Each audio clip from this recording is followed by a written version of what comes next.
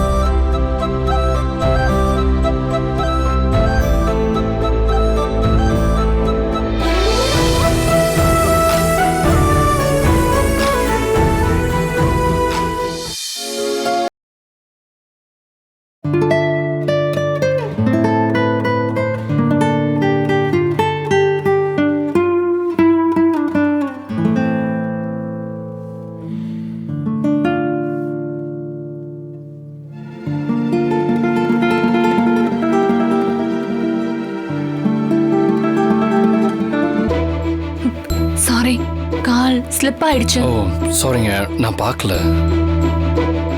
நீங்க? நான் இப்ப சரியாயிட்டேன். அதை கேட்கலங்க. நீங்க யாரு? ஹலோ, நீங்க யாரு? ஓ, நான் இங்க மாப்பிள்ளை வீட்ல இருந்து.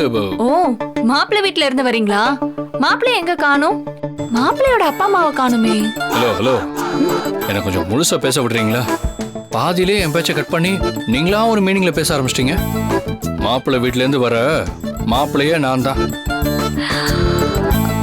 ஹலோ, நான் தான். ஐயோ, நீங்க தான் மாப்பிள்ளையா? சாரிங்க. அது பரவாயில்ல. ஆமா, நீங்க யாரு?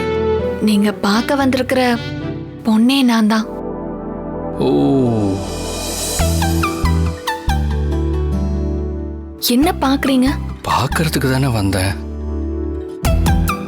ஹலோ. ஓ, அப்படின்னா பொண்ணு மாப்பிள்ளையும் தான் பேசிக்கிட்டு இருக்கோமா? ஆமா.